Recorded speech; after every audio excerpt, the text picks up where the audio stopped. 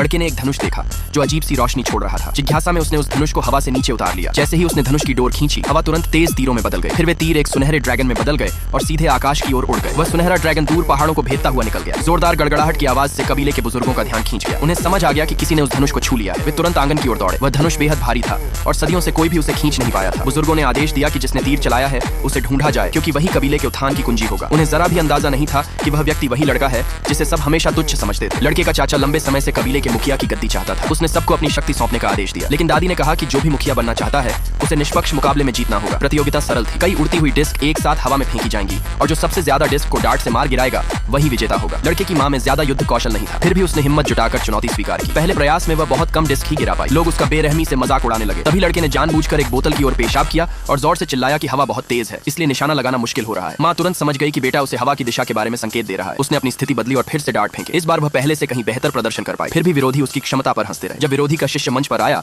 तो उसने शानदार प्रदर्शन किया और खुद को विजेता समझने लगा।